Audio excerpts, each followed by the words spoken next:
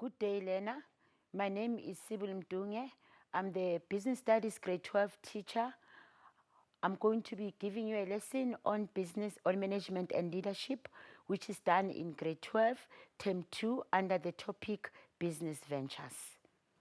Let us now start with the outbreak of our lesson for today. The breakdown of this topic, management and leadership, is divided into 4. The first subtopic will be the definition of management and leadership. Obviously, the main topic is about management and leadership. Therefore, it is important that we define what is management and what is leadership. The second subtopic or units is leadership styles. We'll be looking at the 5 types of leadership styles in terms of their impact, definition, impact, and application. We'll also be looking at the leadership theories.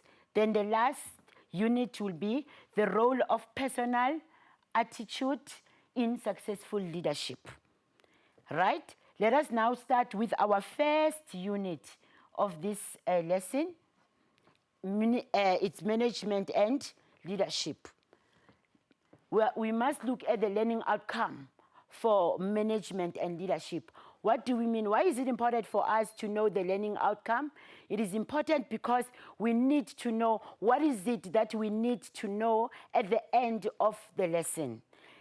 At the end of this unit, you should be able to elaborate on the meaning of management and leadership. Elaborate means that you need to explain a little bit further.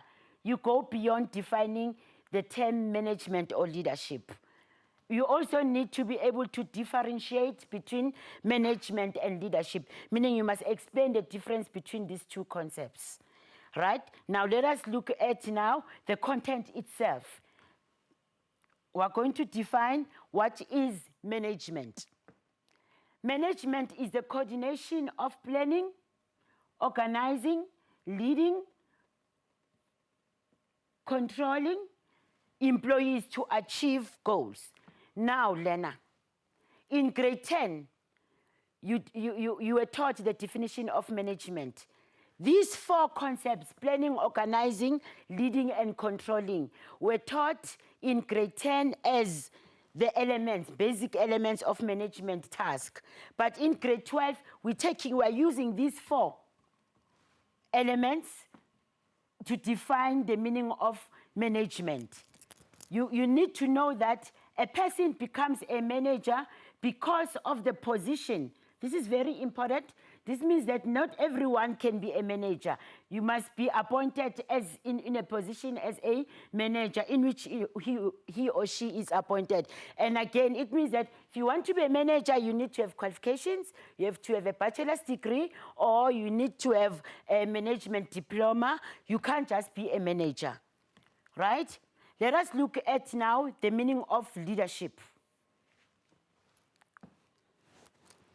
Let us look at the meaning of leadership. Leadership is the ability of an individual to influence and guide followers. Now, the word influence. The word influence is very important here. A leader can only be able to lead the followers or subordinates if the leader is able to influence using his or her charismatic personality. Right? Influence to guide. Why is influence important? If you need people to work, to follow your instructions, carry your instructions, and perform tasks, you need to be able to influence them so that they are able to perform their task willingly. Willingly meaning that not forcefully. So few people are like that because usually leaders are born with that natural ability to influence people to perform their task willingly, as compared to management, where they just give instructions based on their position of being managers. Leaders inspire. What do you mean by inspire? They motivate the employees to perform their task. You have to be able to motivate your employees so that they're able to perform their task willingly. And also, leaders have clear vision. A leader has a clear vision, meaning that they must first know what is it that they want to achieve. From there, they need to sell this vision to their subordinates or employees. Now,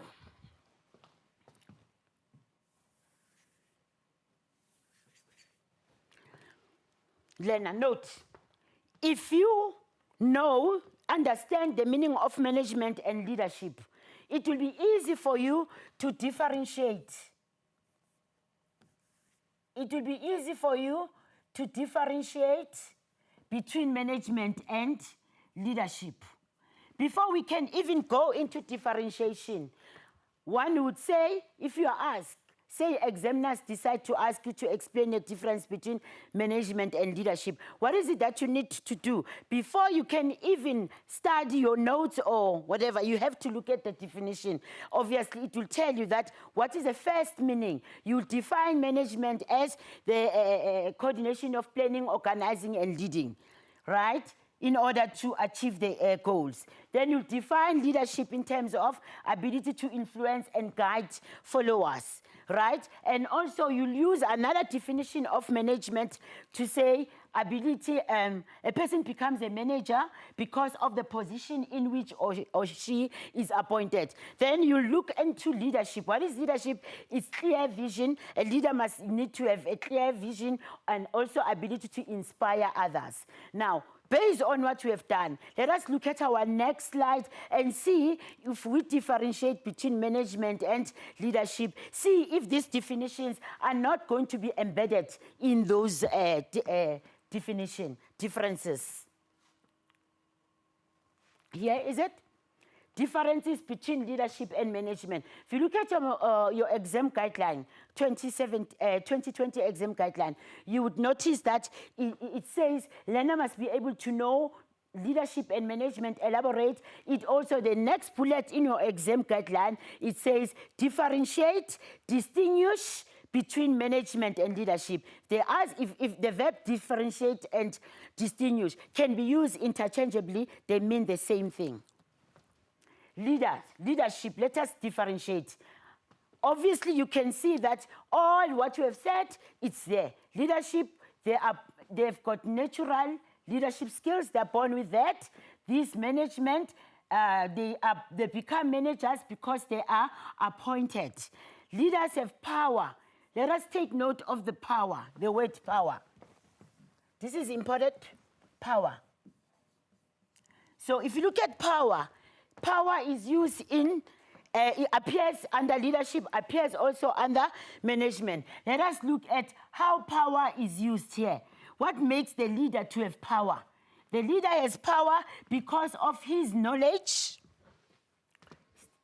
skills, and intelligence. Meaning that even if leadership you are born with leadership skills, but if you are intelligent, you've got knowledge, you've got skills, then you are able to have power to do what? We are going back to the definition of leadership, to influence. You've got power to influence. Influence who? Your subordinate or your employees to do what? To perform their task willingly, right? Let us look at what power does the manager has. The manager has power. Why? Because the manager is being appointed in the position of authority. So power, if you know, you must remember to use the keyword, power. If you can remember power, then you must know when will you use this power, in what context are you using it. The last one to differentiate between leadership and management is that leaders it's motivational. Leadership is motivational, inspirational in their approach. Leaders motivate their subordinates. They make them feel good, make them know that they are important, and believe in them, that they perform their task. Whereas managers are instructional in their approach. What do you mean by instructional in their approach? They simply give instructions. And those instructions must be carried out by subordinates. This brings us to the end of the difference between leadership and management. Now note, before we can go into our next subtopic, it is important, I'm emphasizing that the learners must first know the difference, the meaning of management and leadership before they can understand the difference between these concepts. Now we're going to move to the assessment. Let us look at how you'll be assessed in this topic. You'll be assessed in terms of define or elaborate on the meaning of leadership. Remember when we started, we read the learning outcome. The very same learning outcomes will be used to assess you, where you are expected to elaborate or define. I did explain that elaborate, you go beyond the explanation, because the mark allocation can be 4 or 6 marks. Outline the difference between management and leadership. Outline is still the same as explain the difference between these concepts, or advise the same, the difference between these concepts. What is the difference here? Here, outline is pitched at a lower order level, where you just have to name, then you give 2 marks at the end. But when you have to explain, then you have to give us full sentences, responses, so that examiners or your marker or the teacher is able to give you separate ticks because of this verb. Advise, you need to explain a little better, a little bit further, so that you can be given 2 marks at the end. Now let us look at Unit 2. Leadership styles.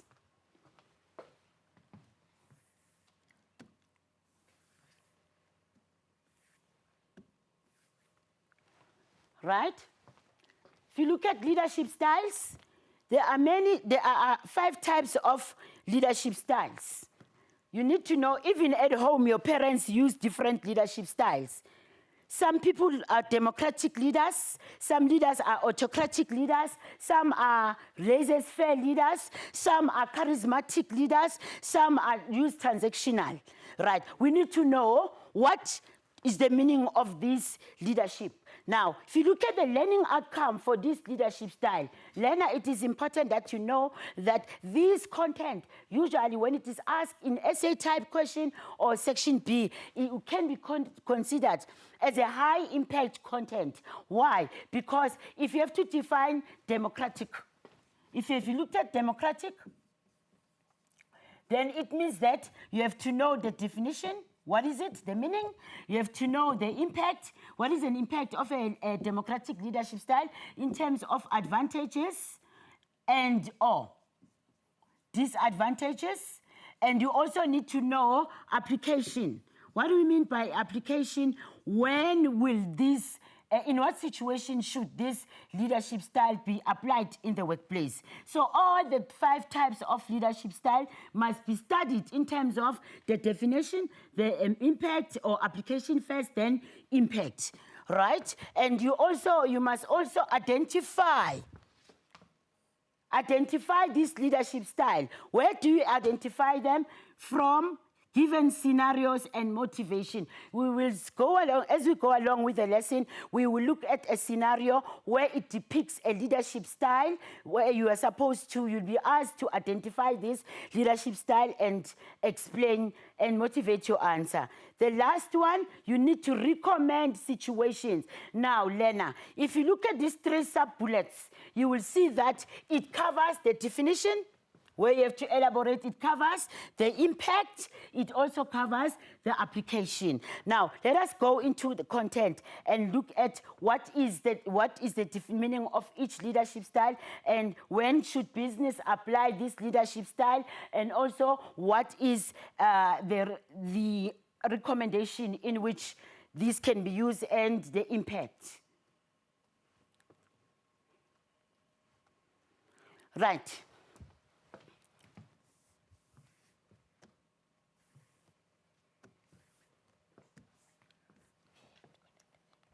Right, democratic leadership style.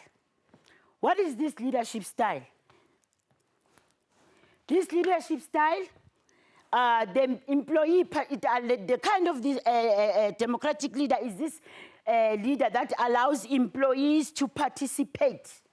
What is to participate? Take part in decision-making process.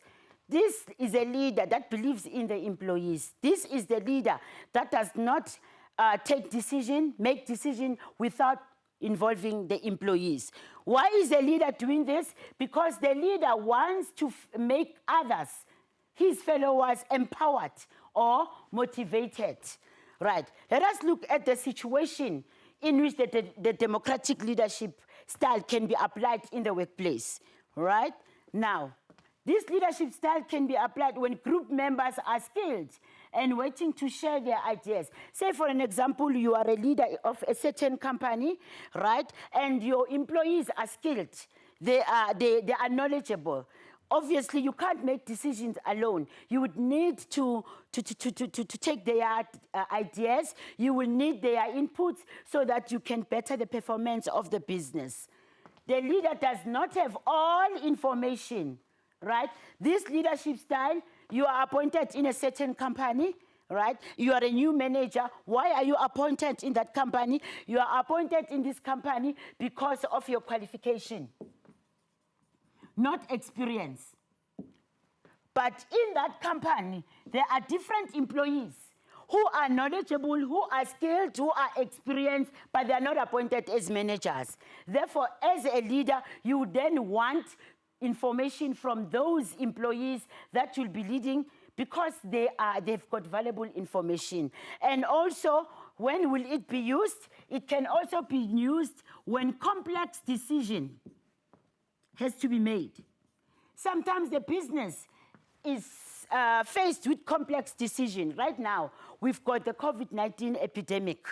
Companies would sit and decide if employees will be working from home or they will be coming to work, and if they do, what protective personal gears do they have for them? So complex decisions must be made. Therefore, a democratic leader will then involve employees to say, how best do we manage the situation? How best do we carry on with our operations despite the circumstances?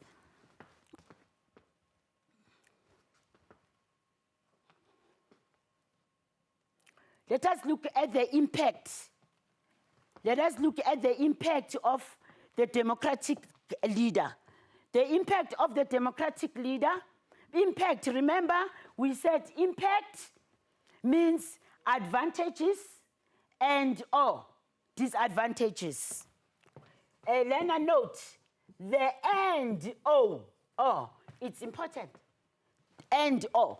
If the question asks, discuss the impact, analyze the impact, evaluate the impact. The responses should be the same. This is what you should do. Positive, you can give 2 points. Negative, you can give 2 points. Say, for an example, the mark allocation is 8 marks, right? And the word impact has been used. So if you know 4 facts under positive, it's enough, because already you know what you will have 8 marks because of the word impact. Sometimes you find that you are more comfortable with negatives. You understand the disadvantages more than advantages. Then write the disadvantages. You will still obtain the 8 mark. Sometimes you find that you know 1 advantage and 1 disadvantage. It's still okay, write both of them. You will still obtain 4 marks because impact means advantages and or disadvantages. Right. Let us look at the impact of the democratic leadership style. Leaders allow employees to participate in the decision-making process. Now, if you see, Lena, this fact was used to define the meaning of democratic leadership style. It comes back again. So this fact can be used either as a definition of the concept of democratic, or it can be used as an advantage. Employees give different ideas that can lead to increased sales. Remember I said that leadership, a democratic leader allows the employees to participate in decision making. Why? So that employees can come up with different ideas. For an example, if a manager or a leader has good employees, using the example of COVID-19, employees can easily say, okay, leader, what we can do is we can perhaps do this. Ensure that we maintain good social distancing. We ensure that we bring protective gear. We ensure that we clean our surfaces and all that. We ensure that we communicate to our clients via online shopping or whatever. That allows this kind of leadership. It's needed for such decision. When complex decisions have to be made, then that's where employees can come up with different ideas. Right, complex decision. This is what I have just mentioned, that come up with different ideas. Why? In order to increase sales or to solve complex problem, come up with complex decisions that are aimed at solving complex business problems. Remember, complex decisions are difficult decisions. Therefore, who is going to be able to help the manager are specialists, workers who are specialists and skilled. Now, let us look at the disadvantages of this kind of leadership style. Incorrect decisions may be made if employees are inexperienced. Note, Elena, all leadership styles have positives, have negatives. So they are important, but they all have their pros and the cons, advantage and disadvantage. And note, a leader that needs to apply a democratic leadership style must ensure that it must be applied when employees are skilled, they are knowledgeable. You cannot apply the democratic leadership style if the employees are inexperienced. Why? Because they can make incorrect decision. And also, decision making may be time consuming. What do we mean? What will make this decision time consuming? Because all stakeholders must be consulted. For an example, a leader can't just take a decision. That leader must ensure that suppliers are consulted, investors are consulted, all stakeholders must be consulted before a decision is made, and that is time consuming. And also, it's not effective in a crisis situation. Say, for an example, a building is catching fire, right? And you cannot be consulting. That leader must make urgent decision. Therefore, this leadership style, it's not effective in times of crisis. Why crisis? Because quick decisions need to be made. Right? Let us look at the different, before we can go into another leadership style, it's easy, it's advisable. If you feel that the content is too much for you, what you can do is that each leadership style, if you know 2 facts under advantage and you know 2 facts under disadvantage, then it will be correct because you'll still get 8 marks. But the catch will be if you are asked to discuss the positive impact. If you are asked to discuss the positive impact of this style, then it's not advisable to only know 2 effects under the positives. At least you must know 3, then you know that you can at least get 6 marks. Same as if the question can ask you to discuss the negative impact. Still, the same principle apply. Then it means that you'll have to know 3. Now let us look at the next types of leadership style, autocratic leadership style. Autocratic leadership style. What is autocratic? It's an opposite of a democratic leadership style. What does this mean? It means that this leader does not allow employees to participate in decision-making process. This is different than democratic. Now let us look at, you might wonder, why does this leader not allow employees to participate in decision-making? It is because this leader is knowledgeable, he's got all the information required to make a decision. Again, autocratic leadership style cannot be applied to new employees. If employees are new or they are not experienced, they need guidance. You need to guide them. You need to take them through the process of how the work should done, the processes and systems of the business. Therefore, you need to be autocratic. And also, why should it be used, this leadership style? If a leader has incooperative workers that are not cooperative, they just don't do their work. They come late to work. They bank work. They don't meet deadlines. Therefore, you have to be autocratic. As well as when there's crisis situation, like we mentioned there, to say that during crisis, a leader needs to make quick decision. Therefore, an autocratic leadership style would be ideal for that. So if you look at the situation, you will see that all these four bullets have already been covered. I've already explained that. Let's look at the key word for this. When should this be applied? It should be applied when the leader has all the information that is available. So if you're a leader, you are knowledgeable about, you've got everything, then sometimes you don't need the inputs from employees. And when agent situation, we did mention that, and also when dealing with employees who are what? Who are not cooperative, then be autocratic. And also when employees are new and they are not fully trained, they need your guidance. So actually, Lena, the autocratic leadership style is actually has its own advantage and disadvantage. I'm sure you'd know when you start working, you would not appreciate a laissez-faire, which we'll do it later, because you would need guidance. So an autocratic leader will give you clear guidance as to how work should be done and what is it that should be done in the workplace in order for you to perform your task. Now let us look at the impact of the autocratic leadership style, right? Quick decisions can be made. Why quick decisions can be made? Because employees are not consulted. So it's an advantage. Agent decisions can be made, which are quick. You don't have to consult your employees because you've got all the information. Clear guidance can be given. I did say that if you are new in the workplace, you would appreciate an autocratic leader because they will give you clear guidance, especially if you are inexperienced. And work gets done in time. Why work gets done in time? Because there's no consultation. All employees know what is to be done. They are given direction. Therefore, they know what are the deadlines, how to go about performing their task. Let us look at the disadvantages. Don't forget the word impact and all. So let us look at now the disadvantage. What are the disadvantages of this leadership style? Workers can be demotivated. Demotivated meaning demoralized. Why? Because their inputs are not considered.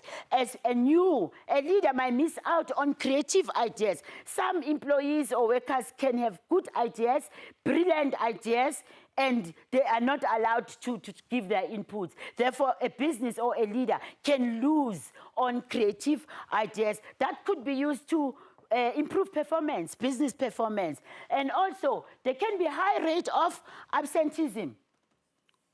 Why high rate of absenteeism? Because employees feel that they're not valued. So some of them will say, especially the intelligent one, you know, they will feel that what's the point of going to work every day when our ideas and our inputs are not considered. They are demoralized, they are demotivated, therefore they might not be report to work every time. And also, some workers who are highly skilled, may resist the authority of autocratic leadership because they're in conflict. They may not agree on ways on how to do things. So this leadership style is actually not ideal for employees who are experienced and knowledgeable. It's actually ideal when employees are new and inexperienced and when there's crisis. But if you've got good employees, then this one is actually not a good one. The difference between democratic and autocratic leader, again, it is the same principle like management and leadership. If you know the difference between management and leadership, right? And if you know the impact of democratic and autocratic leadership, you'll be able to explain the difference. Let us quickly just look at two of them. The leader involves employees in decision-making process. What is this? When did you do this? We did this when we were busy with our definition. When we're doing our definition, and also autocratic allow a leader takes all decisions alone. We've done that. So if you know the definition of democratic and autocratic, it will be easy for you to compare them. And also, a democratic leader is people-orientated. What do we mean by people-orientated? Because employees feel, they make the employees' feelings and opinions are considered. When you are people-orientated, it means that you consider the feelings and the opinions of the employees. You don't look down upon them. You know that they've got different ideas. But the autocratic leader is task-orientated. Why do you mean task-orientated? The opinion of the employees are not considered. Why? Because, remember, we said he'll be task-orientated because he's got valuable information. He knows what is expected of the employees, and employees are guided, right? And also, if you look at the situation here, useful when the leader depends on the inputs of experienced followers. We did say that a democratic leadership style comes in handy when a leader has experienced employees, whereas autocratic leadership style is more useful in a crisis situation where urgent decisions have to be made. So the question, let us look at assessment. How are you going to be assessed on these two concepts, leadership style, democratic and autocratic? You'll be assessed, you may be assessed where examiners may decide to give you a scenario where it will depict any of the leadership styles that we have done, right? Let us read the scenario below. Mr. Green, a manager at Baloyi, what does Mr. Green do? He regularly requests employees to contribute ideas on how to increase business sale. So what are the key words from the scenarios that we need to understand before we answer the question? Is that BT requests employees to do what? To contribute ideas on how to increase business sales. Right, one. Let us look at the question, what you'll be asked. The question will be, name the leadership style that Ms. Green is applying in the scenario above. Obviously, the answer would be, it's a democratic leadership style. Why? Because leaders, Ms. Green allows the employees to contribute ideas on how to increase business profits. Motivate your answer by quoting from the scenario. Now, Lena, it is important that you know what is the meaning of motivate your answer by quoting, right? So we've got two verbs here, motivate and quote. Right? Now, this means that you need to justify your answer. If you say it is a democratic, if you say that this is a democratic leadership, Ms. Green applies a democratic leadership style, then you say motivation. You need to motivate. What is the motivation? Motivation is that she allows or she requests employees to contribute ideas on how to be. So it means that the whole of this fact is quoted. And if you quote, Lena, you need to quote as is from the scenario. Or else, if you are going to put your own words or rephrase, then you're not going to be awarded mark. And note, Lena, you are not going to be awarded marks for motivation if the leadership style is incorrectly identified.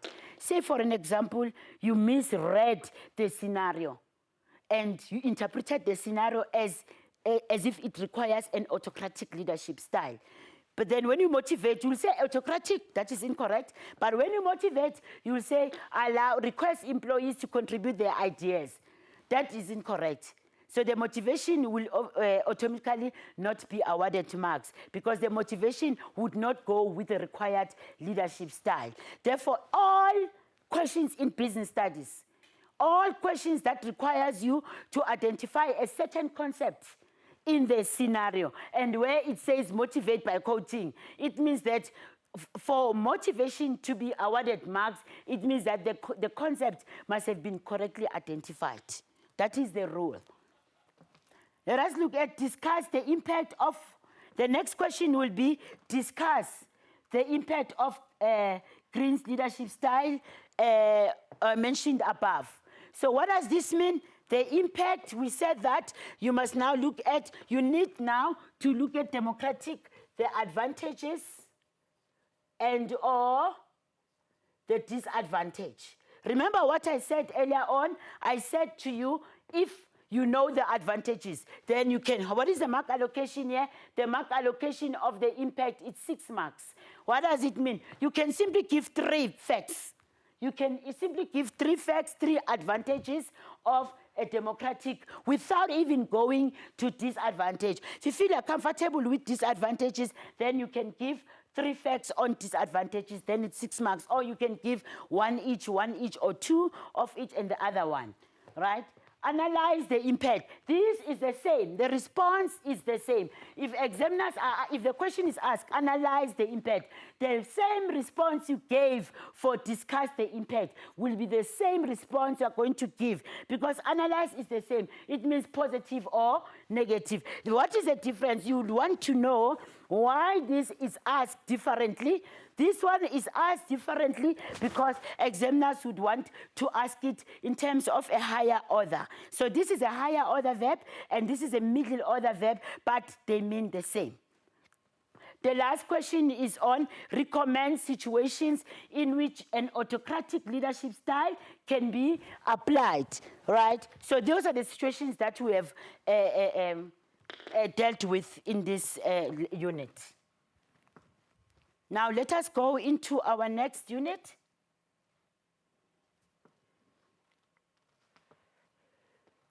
Unit 3. It's actually not the unit, it's still leadership style. Leadership style definition, laissez-faire, free reign. What does the word free mean? You are free to do whatever you want.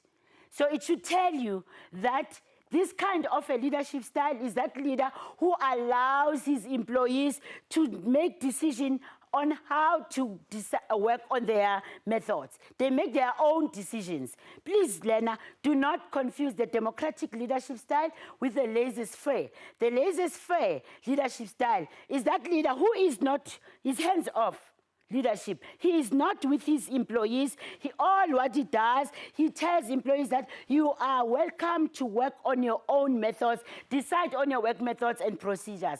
But what you should not do is to not violate the company's policy. Then he goes. Then employees must work on their own methods. Question is, in which situation can this leadership style be used?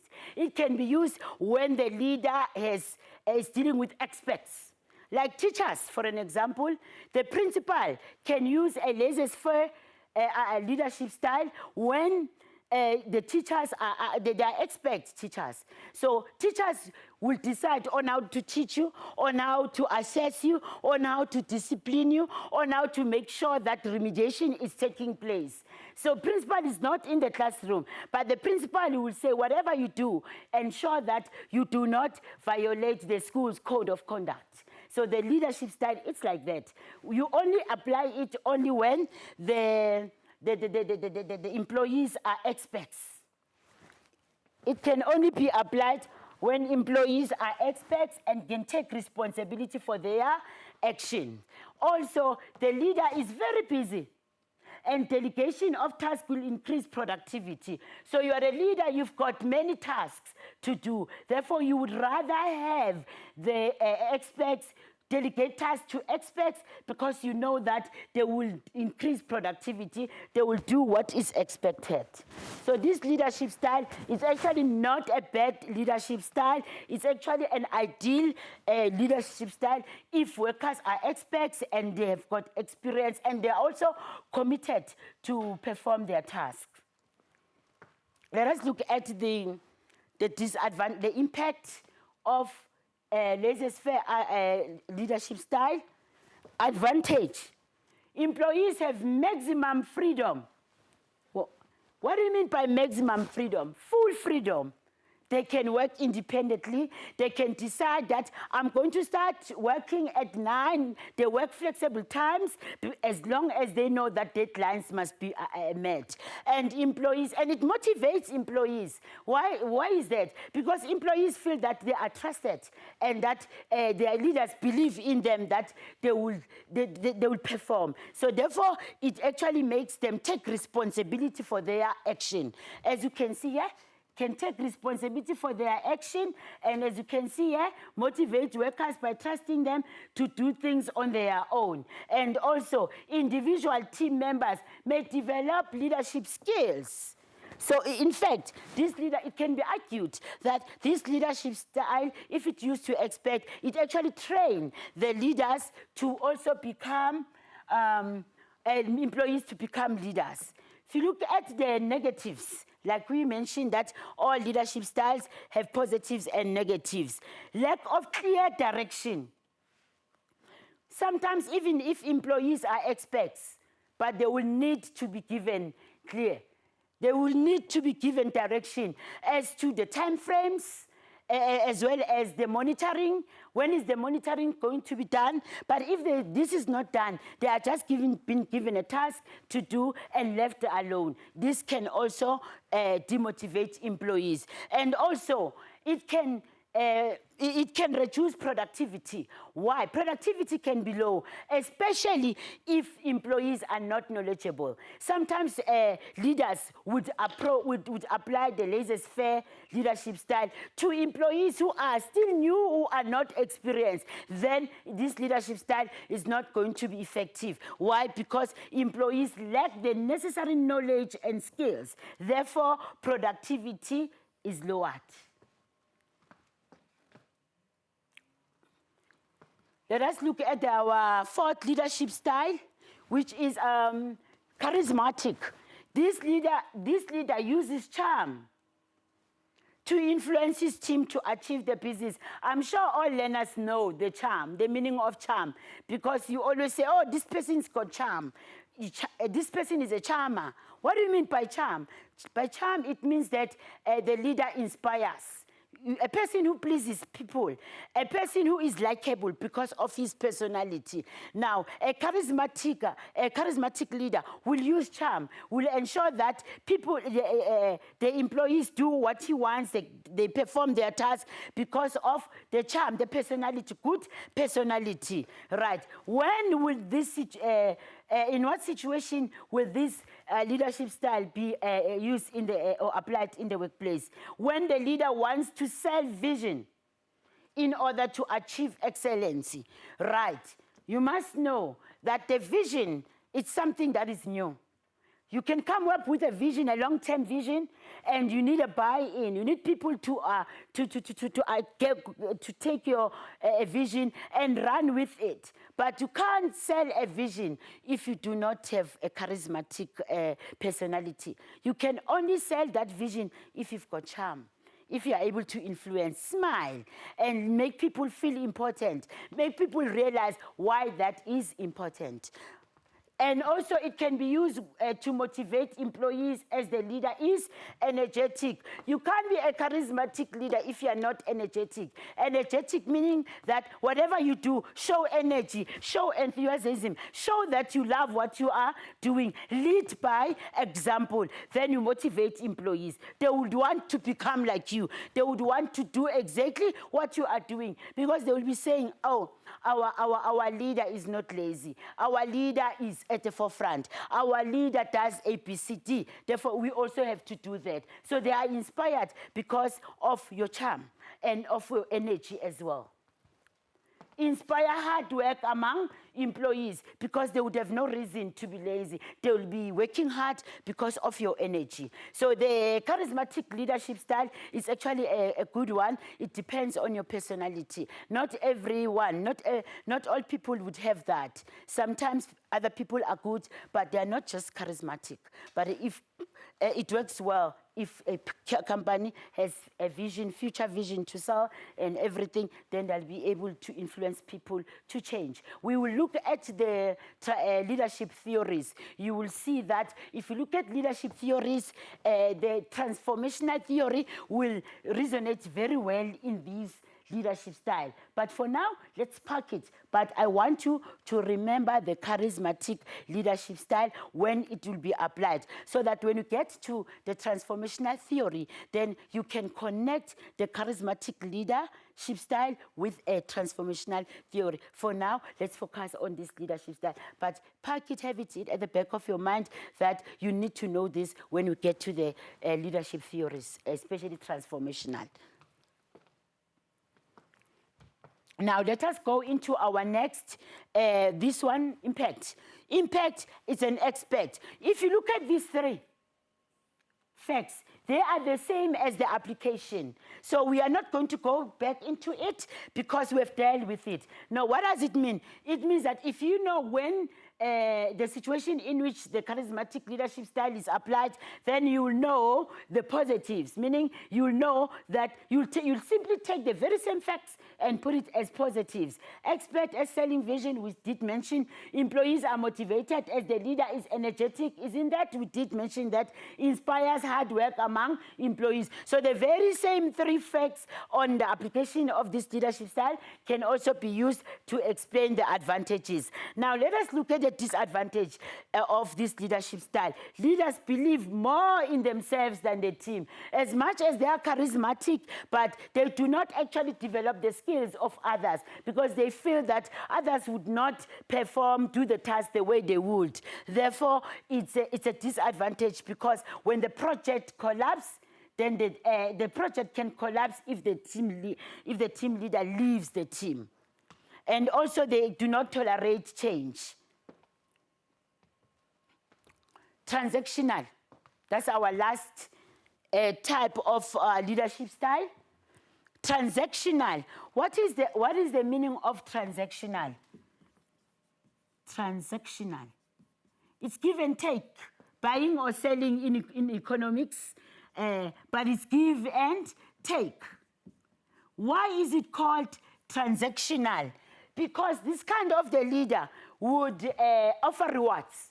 Employees are offered rewards or punishment in order to motivate them to perform a task. So we've got rewards here, and we've got punishment. What do we mean? We mean that if workers meet their targets and perform their tasks, they will be given rewards or incentives. But if workers are not meeting deadlines, then they will be punished. So it's two-way here. It's rewards or punishment. Why is the leader doing that? To motivate his employees to work hard. Sometimes if the employees have a low morale, they are tired. If you want to motivate them to work hard, then offer rewards and punishment. That is why it is called transactional. Let us look at the situation the leaders can be in which this leadership can be applied. It can be applied when the leader wants to maximize. Can you see? Wants to improve, increase performance. Obviously, Lena, if employees have low motivation, morale, they are not going to perform. Then productivity will be compromised. They are not going to improve their productivity. Therefore, if the leader wants performance to be maximized, therefore the leader will offer rewards so that it can motivate them to work hard.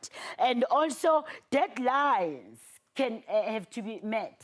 When deadlines have to be met on short notice, you are asked, the leader asks the team to perform a certain task within 2 or 3 days, and they know that they'll have to work tirelessly to achieve this task. Then the leader will say, colleagues, if you are going to achieve this goal or meet the target, this will be your reward. I'm aware, I acknowledge the fact that I'm giving you the task, but the deadlines are too tight, and it's going to motivate them. And also when workers have a low morale, which we did say, and when the productivity levels are very low, meaning that they are not reaching the targets. They've got, obviously, Lena, low morale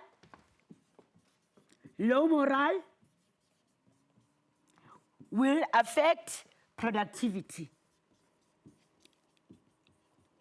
When employees' morale are low, then their productivity is also low. Therefore, it affects the profitability of the business. Therefore, the transactional leadership style, when they use rewards, they ensure that they want to improve this morale, they want to increase productivity, and they want to meet deadlines. Let us look at the next, the impact. The impact of the transactional leadership style. What is the advantage? It improves employees' productivity and morale. You see, if you know the application of when this leadership style will be applied, it's easy for you to understand the transactional. It's just a walk in the park, because now you know, oh, what is the advantage? Workers' morale are improved. Why? Because they will receive rewards. See? Encourage employees to work hard. Why? Because they will receive rewards. So your morale is going to improve because you are motivated. What is motivation? Because you will receive rewards, and therefore you know what is expected of you. So employees know what is expected of them. Let us look at the disadvantage now. Employees may lose creativity as they follow rules and procedure. You might wonder why. I will explain. I'll give an example. Here is Sam, here is Tom, here is Joyce, here is Togo. All of them, they are my employees. And Togo, all of them, they've got low morale. If they have low morale, I will say, colleagues, I want you to perform this task. And if this task has to be performed, executed successfully within 2 days, these are the rewards, but the leader will explain how the task should be done. They will clarify exactly that, Tom, this is your task. You have to do this and that. Joyce, you have to do this and that. Jane, you have to do that and that. In that way, they will then start performing their task, knowing exactly what is it that is expected of them. So in that way, the task is carried according to the expectation. But the disadvantage is that it actually makes the employee to lose creativity. Why? Because they'll have to follow rules and procedures. They were told, they were given specification on how the task should be done. No originality or ideas it would be allowed. And Lena, please, do not confuse the laissez-faire, the transactional leadership style with the autocratic. Autocratic, it's not the same as transactional. Autocratic, yes, both of them, they give rules and procedures. But with the transactional, what is the difference? Transactional, they give rewards. But autocratic, no rewards. Another disadvantage is that managing employees may be time-consuming, because during the execution of the task, employees will have to be managed, and that also is time-consuming. Some employees may be demotivated. What will make them not motivated? If they fail to meet targets. Remember, this style is about meeting targets. Some employees, despite hard work, they may fail to meet targets. Therefore, and they've worked hard, it can demotivate them. And it's also not suitable for teamwork, as all team members can be punished for poor performance. So a transactional leadership style is actually a very good one if employees. Please note, Lena, that if you want to remember keywords, you need to remember that transactional punishment rewards. When is it applied? Low morale, low productivity, targets must be achieved. Then it will give you the advantage. When you go to advantage, morale, let's take the morale. What is an advantage? Increase the morale of the employees. Why? Because they will receive rewards. Targets can be achieved. Deadlines can be met. Why? Because employees know what to do. Productivity can increase because everyone is working towards achieving the target. And what is a disadvantage? Can demotivate employees. Even if they work hard, they still can't meet the targets, then they get to be punished. Right? Let us look at how you'll be assessed. This is our last topic of subtopic of our unit 2. Right? Let's look at how you'll be assessed. Still, in business studies, you must note that it's all about scenarios and direct questions. So don't be surprised that all questions have scenario. The main aim of giving scenario is to give you the skill of practicing the scenario, of first reading with an understanding and answering the question to avoid misinterpreting the question because you did not understand the scenario. Now let us look at the scenario.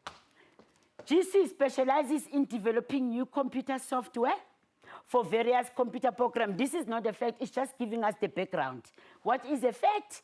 Cindy, the production manager, what does she do? She offers rewards to motivate employees who meet set targets. So already it will tell you that the question will be about leadership style. Cindy offers rewards to motivate employees who meet set targets, while Tom, the marketing manager, uses charm to influence his team to work hard.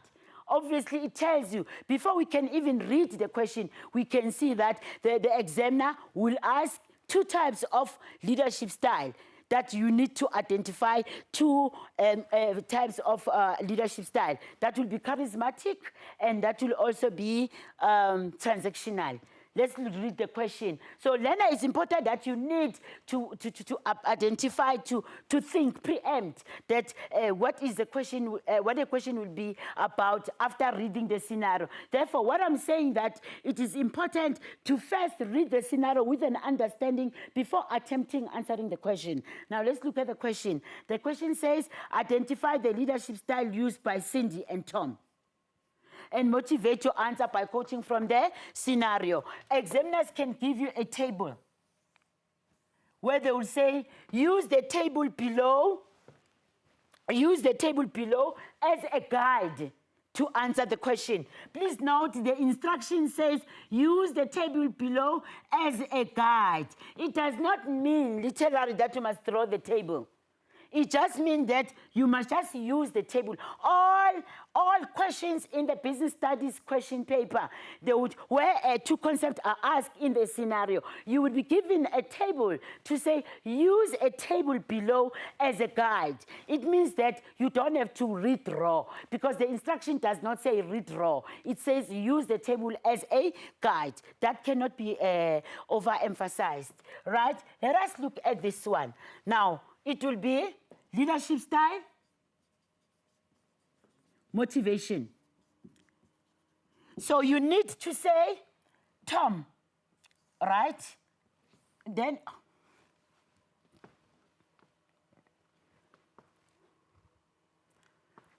okay, leadership style and motivation. Then it will say, Tom. Tom, you will say that, Tom, Cindy is a transactional leadership style. Why? Because he uses motivation rewards to motivate employees to set targets. While Tom will be a charismatic leadership style, because Tom uses charisma. He uses his charm. He influences his employees by using charm. Let us now look at the third sub-unit. Now we're going to look at the theories, which would be our second last part of our lesson. The theories of leadership.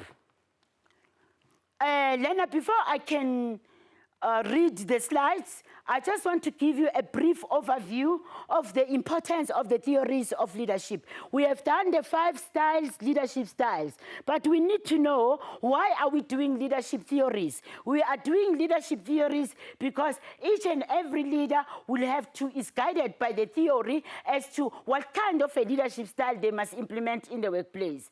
For an example, a situational leader, a situational leadership theory. What is this theory saying? This theory is saying, this one, we look at these 3. In fact, there are 3, situational, transformational, leaders, and followers. These are the 3 types of theories that would guide leaders as to what kind of leadership style they will use, right? You might wonder, where is transitional? Where is transitional? In your exam guideline, as well as in your CAPS document, there are 4 types of theories. But we left the transitional leadership theory on purpose. Why? Because the transitional and transformational have the same characteristics. Therefore, if you're asked to discuss the transitional, it's the same as being asked the transformational. So you must note. Now let us look at this situational leadership theory.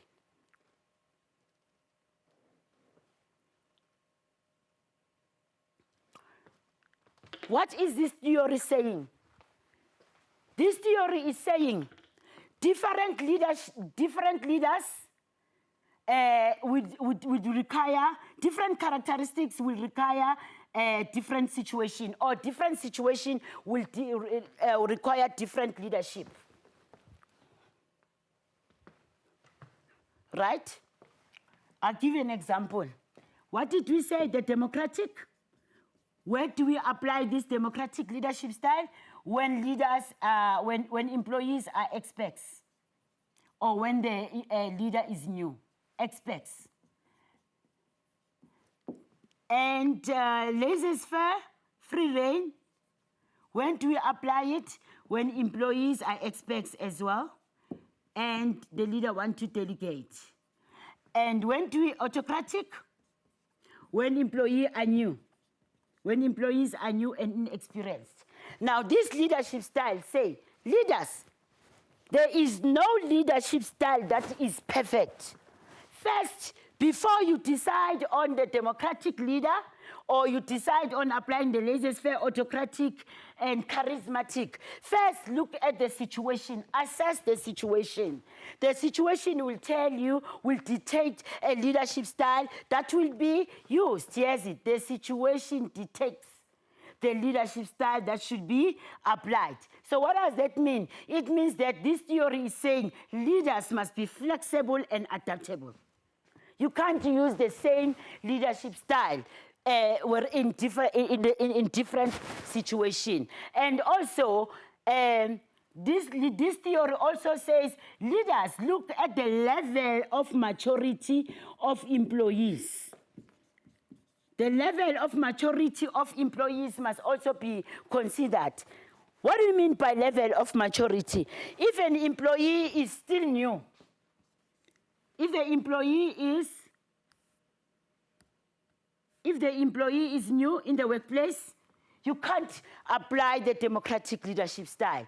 But if the employee is old and experienced in the workplace, then that means that employee has matured.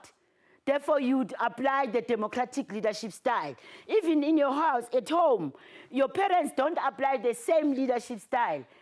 Your parents will be more strict with the young ones, but as you grow, you go to varsity, you go to work, then they start being democratic, then the times are negotiated as to what time you should come home, what are your chores and everything, same as in the workplace. So the situational leadership style says use different types of leadership depending on their situation and depending on the level of maturity of your employees.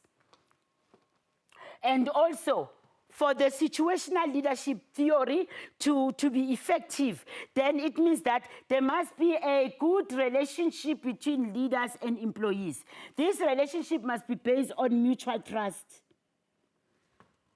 This must be based on mutual trust. If employees do not trust the leaders, or if there's no relationship, the relationship between the employees and the leaders is actually not good, then the theory is not effective. You can't delegate tasks if employees don't like you, or if you have a negative attitude towards them, they're not going to do what you want because you don't have a relationship. So for a theory to take place, it says for you to apply the democratic leadership style, for an example, you need to have a good relationship with your employees so that they are able to give ideas and contribute towards better performance. Let's look at the next leadership style. This is a transformational leadership style. Remember, when we were busy with the charismatic leadership style, I said to you, take note of the transformational leadership theory, which will be dealt with later. This is the one, right? But don't confuse the charismatic leadership style with the transformational. I just wanted to show you that, this theory says that leaders must use a charismatic leadership style depending on a suitable, this theory is suitable for a dynamic environment. What do you mean dynamic environment? Transformational means change. Now, it can be used when there's change. There's COVID-19 now. It requires business to change their systems, their processes, and it requires business to be strategic thinkers, to think what is going to happen 2 to 3 years to come from now. They must also be able to inspire their employees to do what? To change, to accept change and run with the change. And these leaders must be visionary. They are strategic thinkers. Why? Because the environment is not the same. It is dynamic. It keeps changing. Therefore, you need to know how to go about changing the employees and motivating them. Let us now see. And also, before we can even go further, you'd notice that for a transformational leader would always try to show the employees that they are important. They will believe in their employees so that them too would become future leaders, so that they can carry the task, they can accept the change and move with the change. We all know that change is difficult. Change is not easy because it questions our comfort zone. Therefore, if change has to be accepted, this theory is a good one. Let us look at the facts.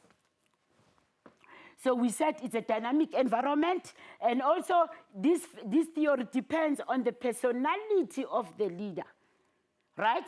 The personality of leaders inspire followers to change their motivation, right? Remember we said charismatic leadership style inspire employees or followers. Therefore, a charismatic leadership style, who is more ideal in this theory, can easily implement this theory. Why? Because he inspires people. And also, this theory requires leaders to be strategic thinkers. You can't be you can't transform, because why are you changing people? You are changing people because there are new processes and systems. You are looking at better ways of doing things in the next 5 years. Therefore, it means that people must change. Therefore, that's why you need to be a strategic thinker in terms of developing long-term visions for the organization. And these long-term visions need to be sold to employees. You need a buy-in from your employees so that they can go with that change. Very good at motivating employees to achieve results, right? Because of your personality of the leader. And it also encourages followers to explore and try new things. Why explore and try new things here, Lena? They explore and try new things because they're dealing with change. They are selling the vision.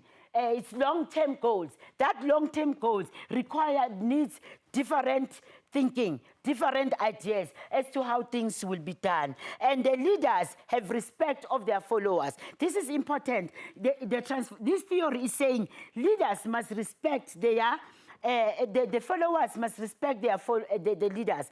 But then why? Because the leaders lead from the front. They change. They show example. If you want respect from your followers as a leader, a transformational leader says, be a strategic thinker, lead from the front, show employees what to do, reward good behavior. In that way, you are able to drive the change. The last one, the theory is leaders and followers. If you look at this theory, if you understood the characteristics of successful teams that were done in that are done in term 2, right? Characteristics of successful teams. In fact, management and leadership comes after team performance and conflict management. Under the characteristics of successful teams, just to recap a little bit so that you can understand the theory. It says for teams to work together, there must be cooperation. For teams to work together, there must be good relationship between leader and followers. For teams to work together, they need to respect, have faith and loyalty. So leaders and followers is saying that, the theory is saying that leaders lead by example, and they must reward the positive behavior. Same as, so a transactional leadership style will be more suitable, or a transactional leader will say, I am following leaders and followers. Why is following leaders and followers? Because this theory says that if you want to be a leader, lead by example and reward positive behavior. Therefore, a transactional leadership style will resonate well in this theory. And also it says, followers listen to what is expected of them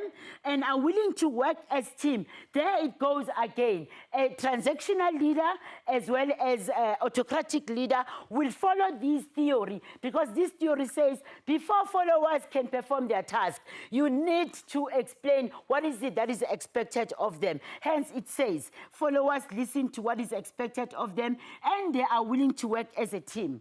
And the last one, it will say that leaders motivate employees and devise alternative strategies to achieve business goals. This means that leaders must motivate their employees so that they are able to work together. So basically, to wrap up on this theory, leaders and followers, the transactional leadership style and the autocratic leadership style will do very well, will follow this theory, because this theory tells them exactly how they should have this good relationship between themselves and the leader in terms of rewards, offering rewards, in terms of reinforcing good behavior, in terms of taking responsibility for their own work. So this is the last end of our theory. Now, let me recap a little bit on theory. Note, learners, the reason why I am emphasizing a lot on this theory is because I know that you tend to be more comfortable with the leadership styles,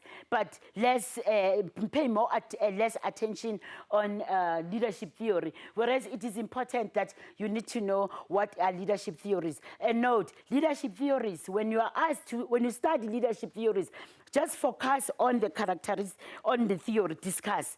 You are not going to be required to explain the impact or situation, because these are not styles, these are not theories. You are advised to go into your exam guideline and check the learning outcome for that. It will say that discuss the leadership theory.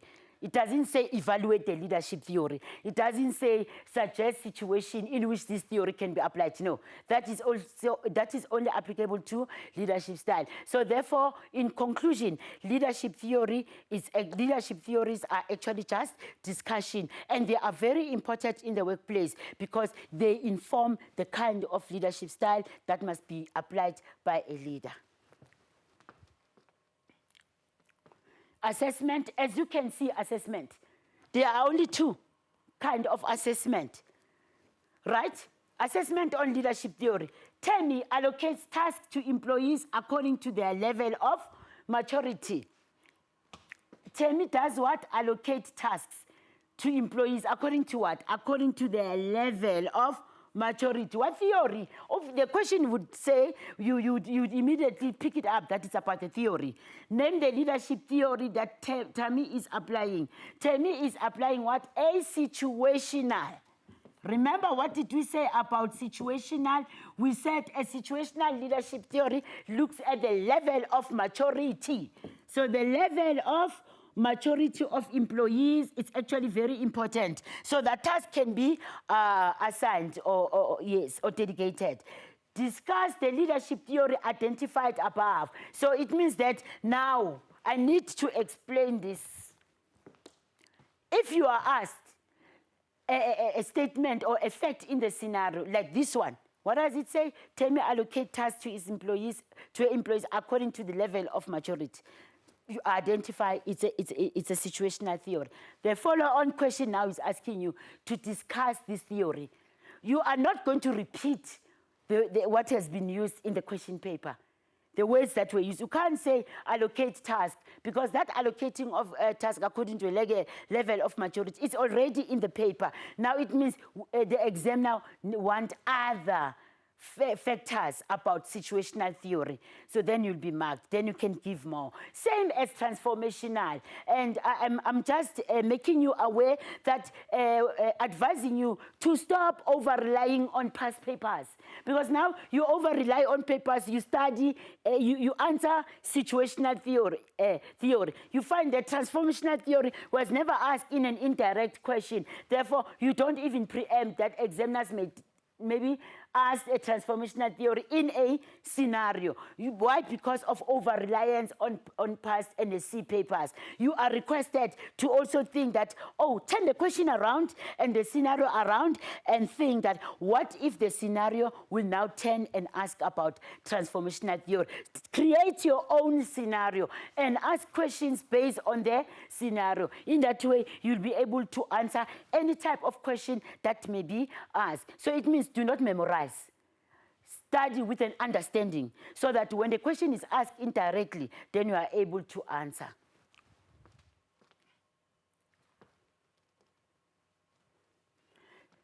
This is the last unit, then it will be end of our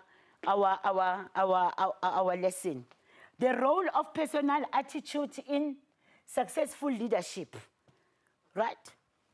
Here, Lena, we are talking about personal attitude. What do we mean by personal attitude? And we must take note of successful leadership. Here we are talking about the role of personal attitude in successful, meaning that the leader will be looking at the positive attitude of the leader. A leader cannot be successful if the attitude is bad, it's negative. Successful leaders must have positive attitude.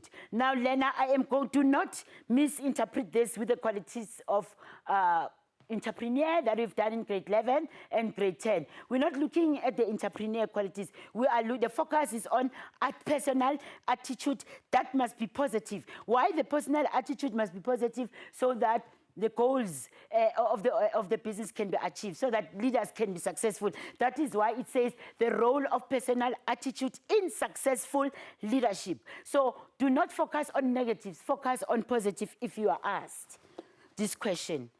Right, let us look at the outcome. You'll be asked to explain or discuss the role of personal attitude. It's only 2 outcomes, or examiners may decide to ask this in a form of a scenario where you need to identify the role of personal attitude in successful leadership from given scenarios. Now, let us go into the role of personal attitude. What is it? Positive attitude releases leadership potential. If a person's got a positive attitude, then that person can become a leader. You are an employee or at school yourself as a learner. In the classroom, you are always willing to help others. You are always willing to perform a difficult task. You are always willing to smile and be polite with other people. What is that? You are showing a positive attitude. And what does it mean? It means in future, it's possible that you might become a leader. Why? Because of positive attitude, release potential leadership. But if you've got a negative attitude at the young stage, early stage, at school, you are a bully, you want to fight people, you are always negative, you always criticize people, then you can't be a leader and you can't be successful. So positive attitude release leadership potential, a leader's good or bad attitude. So let us analyze the good one. What does good attitude do to leaders or business? A leader with a good attitude can influence the success of the business. But a leader with a bad attitude will influence the failure of the business, because your attitude is bad, then the business fails. But if your attitude is good, the business becomes successful.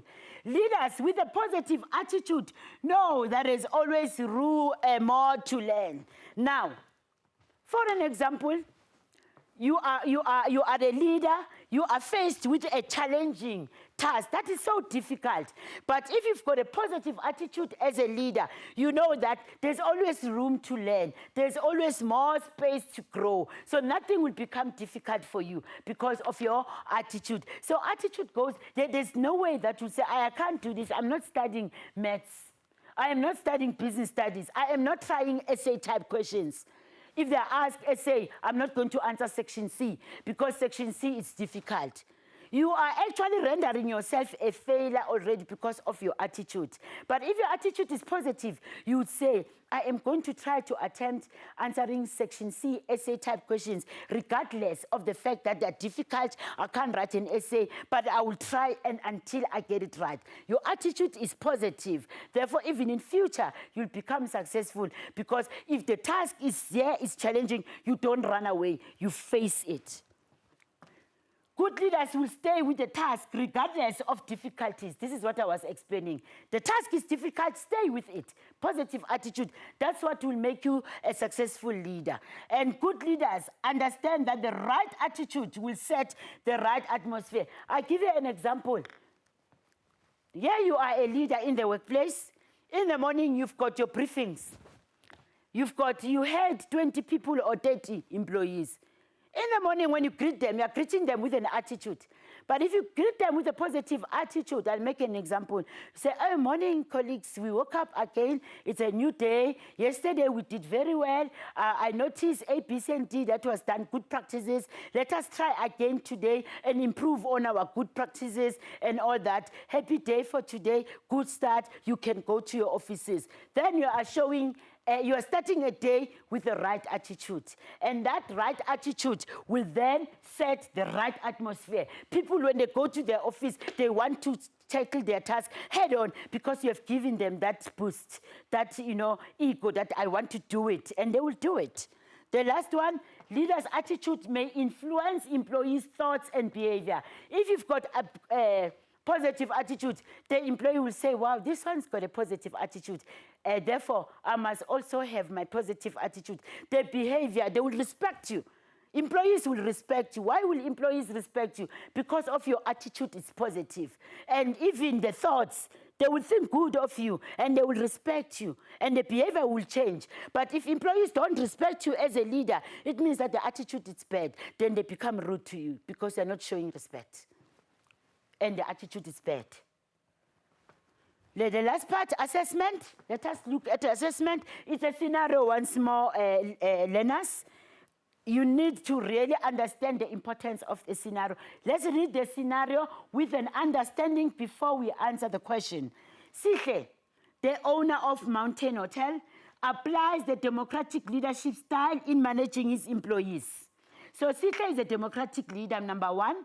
Two, Sihle has a positive attitude and knows that there is always more to learn. Can you see the positive attitude is very important here.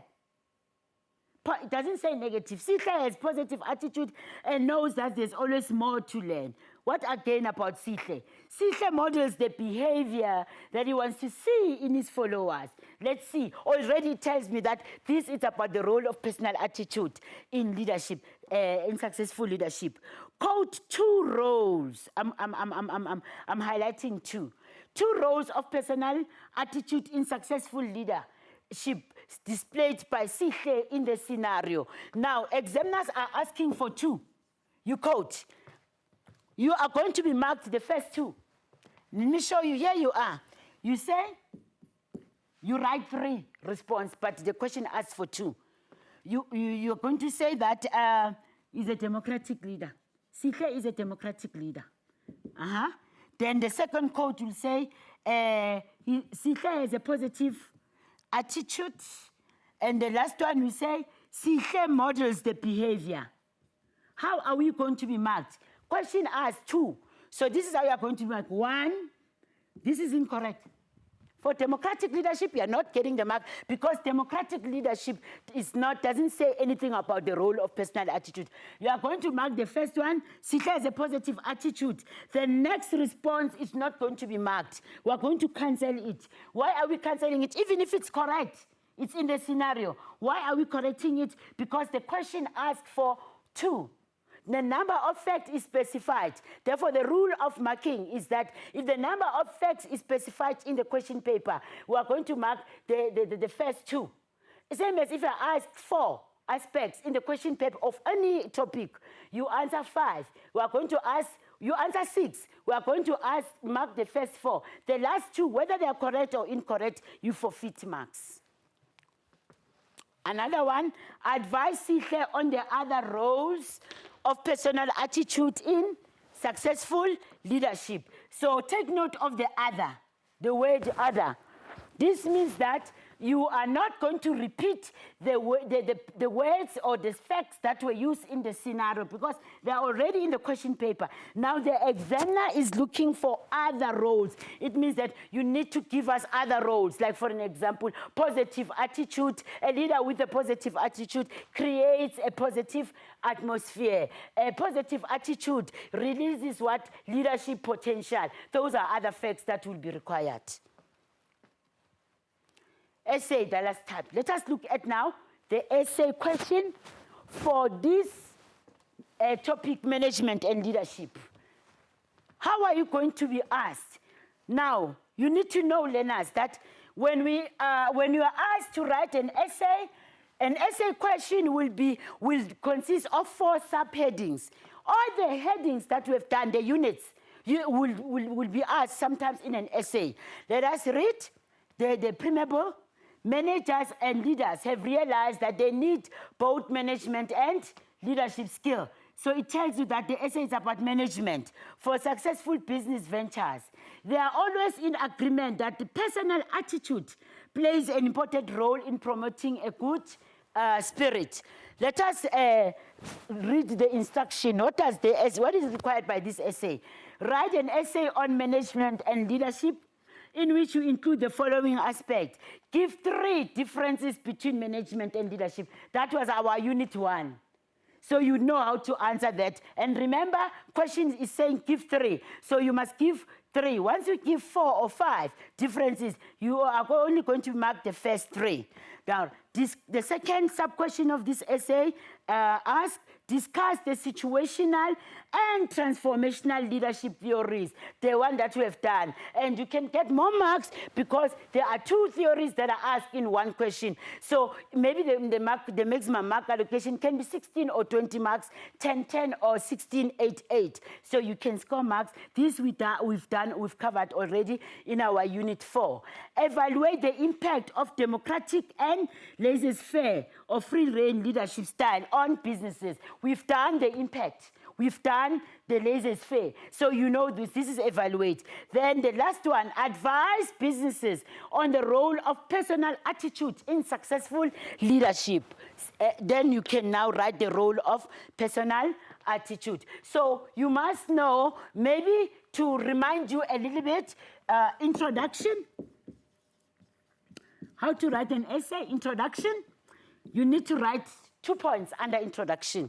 And they must be in bullets. So in your introduction, you can include any. You can have 2, 1 fact on management, 1 fact on situational. So you don't have to introduce your essay writing all subtopics. Any. Or you can even have 2 facts on leadership style. Then examiners will mark you 2. Right? Then let's look at the body. We don't write the word body. This is not allowed. Don't write body. Start now. What is the first question? It says differences. Then you write differences. Differences between management and leadership heading. Then you start management, leadership. They don't have to link. So you go. Then what is the next question? It says theories. Your heading will be leadership theories. Then we know that to understand the question, it's very important that you write the subheadings.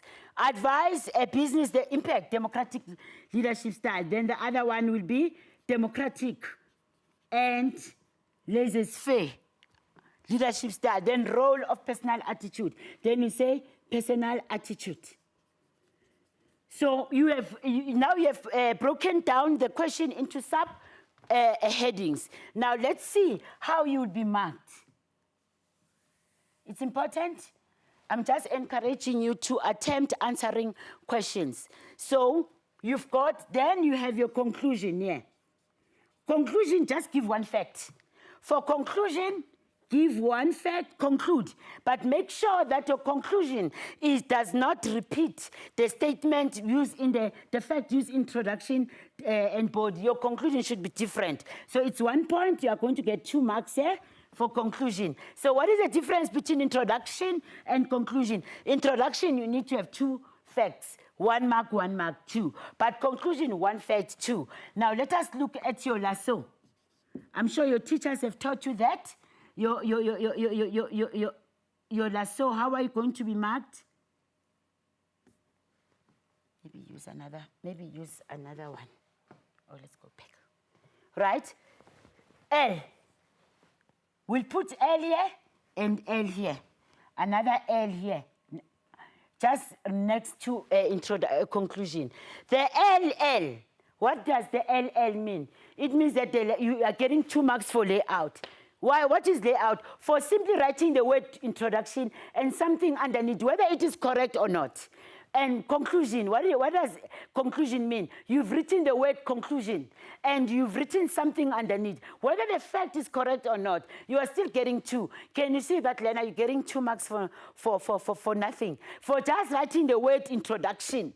Whether it is correct or not, and writing the word conclusion, whether it's correct or not, you're still getting 2 marks. So question is, why not attempt answering essays? If you don't know the essay, attempt answering essay, because you might still get marks for just writing the word introduction. So it's better than not getting a mark at all. Now, A, we're looking at analysis. Now, when we look at analysis, now we must look at what do we mean by, you must be able to write the 4 subheadings. The essay requires the difference between management and leadership, 1. It requires management theories, leadership theories. It requires impact of democracy. You've written the 4. So for writing the 4, even if you did not write anything underneath, under each subheading, for just merely writing 4, you are getting 1 for A. So again, you are getting a mark for nothing. Because this mark, you are getting an A for just writing the 4 subheadings. Where will the A be indicated? The marker or your teacher will put the A at the end of the last heading, which is a last question, which is personal attitude. You're getting an A. Already you've got 3 marks. Just for breaking down the structure of the essay, right? Where are you going to get another A? You are getting an A for obtaining 16 marks. You are getting an A for obtaining, let's say here you're getting 2. Under differences between management and leadership, you got 6 marks. Under leadership, impact of leadership, the leadership theories, you're getting 8 marks.